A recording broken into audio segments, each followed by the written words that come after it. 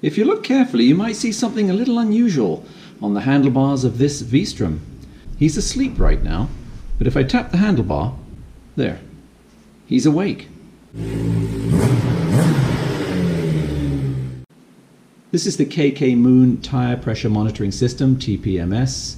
It is $42 on Amazon.ca right now. It comes with 2 tire pressure sensors and that screen readout you can see. It gives you a great deal of peace of mind, especially when you have something perishable on the back that you really love and covet. The KK Moon TPMS comes with 3 parts.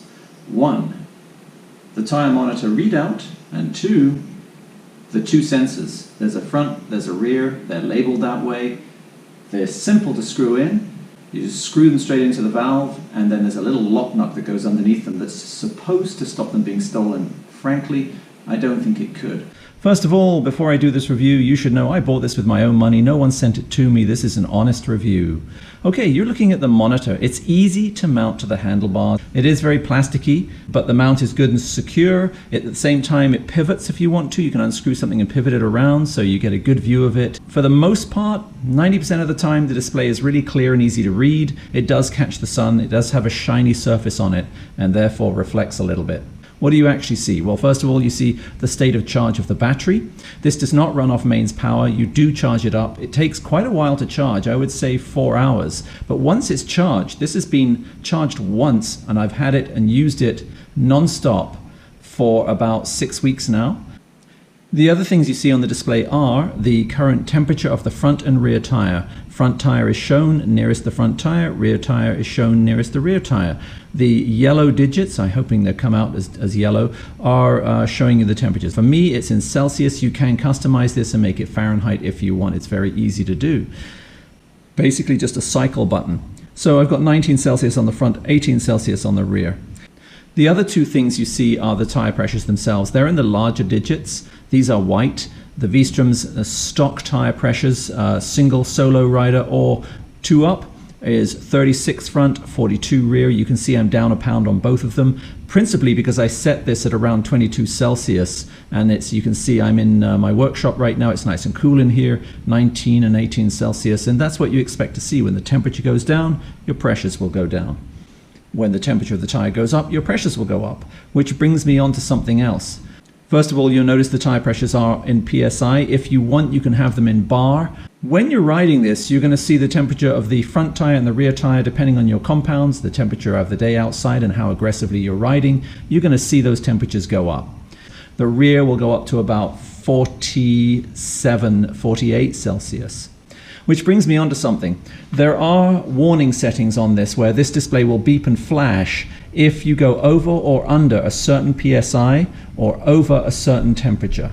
So you can set a certain temperature on this to be your upper limit if you want, and what will happen is it will start flashing at you and beeping. You're not going to hear the beep unless you're at a stoplight and you have a very loud helmet that allows sound in, but you will hear the beep if you start it up to warm up in the morning and you notice maybe the tire pressures are too low. It will beep at you. You can set the upper limit for temperature, you can set the upper limit for tire pressure, you can set the lower limit for tire pressure. The lower limit's what I'm really concerned about. That's why I bought this, because if I do get a blowout or a slow puncture, I want to know as soon as I can, not piling into a corner at 60 or 70 miles an hour. So my eyes naturally do the triangulation anyway, and I'm skimming down to this nearly all the time. You have 2 sensors, one on the front, one on the rear. There, I showed you the little valve caps there. They don't change the balance of the tire if you're concerned about how big they are. They're fairly light. Here's the downside to this. You can only set one upper limit tire temperature. So for instance, you cannot set an upper limit tire temperature for the front and a separate upper limit tire temperature for the back. All you can do is set one upper limit. So my rear heats up more than my front. That's the same for everybody out there because it's the driving wheel. It's doing more work, more weight is sitting over it probably. The highest I've seen is 49 Celsius. I've set my upper temperature to 55 Celsius.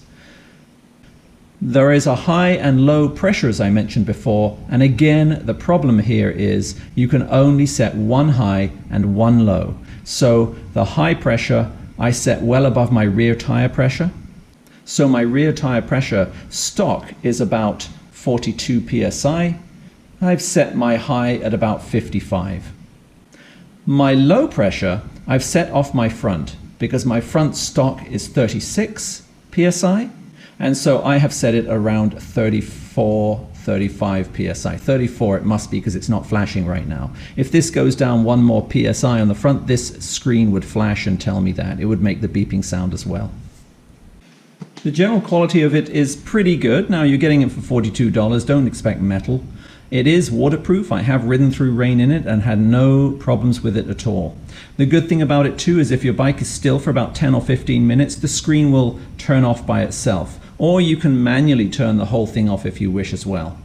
I don't do that because you have to remember to manually turn it on every single time. I just leave mine on, it blanks out, and as you can see, I've had it for about 6 weeks now and it's still at 2 bars on the battery. I haven't had to recharge it yet. A lot of people, if you look on the internet, will say the same thing. The battery seems to last forever. What about the sensors, you say? The sensors have their own batteries. It's a Bluetooth system and they broadcast to the main TPMS unit here. They have individual broadcast frequencies so they don't get mixed up, and apparently they won't get mixed up with anyone else's if on the off chance that you meet someone with one. At $42, you may well do it though. These are about the cheapest on the market and so far so good. The sensors are automatically connected to this. Setup is pretty easy. The instructions aren't that good, just generally because of the poor English in them, but you'll get the gist. Basically, there are 2 buttons, a power on, and then a cycling through all the different settings you can make. The sensors themselves have batteries in them. Apparently, they last 2 years. So what do I like this? It's cheap, it's easily replaceable if it fails, and I like the security it gives me. I like the safety it gives me. It's always in the back of your mind, if I get a blowout or if I get a flat, I want to know as soon as possible. It's easy to install, it works as advertised. The batteries in the sensors are replaceable after 2 years. It comes with a little tool that you can unscrew the sensor with, put a new CRO217, whatever it is, the very common battery in it, close it back up, bingo, you've got another 2 years. This unit's rechargeable. So far the battery seems really reliable. The last thing I'll talk about is the accuracy of it. It is really accurate. I was quite surprised. I have 3 different pressure gauges. It taught me actually that my slime pressure gauge, now whether it's just mine or everyone out there, I don't know, is actually reads low. My other 2 pressure gauges are bang on with this. No matter what pressure I change on the tires, this reads the same as 2 of my pressure gauges. One of them is a very high quality one. One of them is an ordinary pen one that expands and comes out as a backup. And my slime digital one is about consistently 2 pounds down. So this is very accurate no matter what the temperatures are. I've done it hot, I've done it cold. It seems to have linearity to the scale. It doesn't seem to get excessively or read high at higher temperatures and read low at lower temperatures or anything like that. It seems to be bang on. So I'm quite surprised at the accuracy of it. I really did think it was going to be a bit of a gimmick and not work, but I've been impressed with it. It's working. Yeah, I've got nothing but good things to say about it. One negative is this, as he says, I've got nothing but good things to say about it. One negative is this, is the way that it monitors the tire pressure with the valve caps is that it will push the valve down in the valve stem. And so the pressure comes up, literally right in contact with the valve cap. Now, if you were not to screw that on tightly, you would lose air. Second is, can those caps fail? I don't know. So far, so good. They've held the pressure now for about 4 weeks.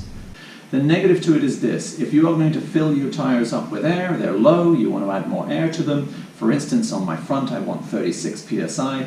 I will fill it to about 38. I will then screw that valve cap on, and as it pushes down on the valve stem, the little valve inside the valve stem, it will release air. You'll hear it hissing out. So don't fill these to 36. Screw on your valve cap, hear the hissing, and then wonder why it's only showing 34. As you were screwing it on, you have been losing air pressure. It's a bit annoying, and it took me a couple of times to get this right. So screw them on very quickly as you can, lose as little air as possible. Okay, with that said, I hope you like this. This was the KK TPMS tire pressure monitoring system, 42 bucks in Canada, cheaper in the States, no doubt about it. And so far for 6 weeks, it's worked really well. I'll let you know if anything comes up negative with it. But so far, nothing to report in that department apart from the fiddle of filling the air in and making sure it's at the right pressure when I've got that cap on. Okay, bye for now. More updates coming soon to the other one, the Kawasaki. Once again, thanks for watching everyone. If this is the first time you've watched, please consider subscribing.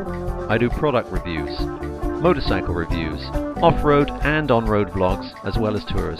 Don't forget to follow me on social media, that's Instagram, Facebook and Twitter, and to like, and especially, I'm begging you here folks, subscribe. This is the BlueMarbleRider, out. So screw on real fast. Said the actress to the bishop. I don't know. Anyway.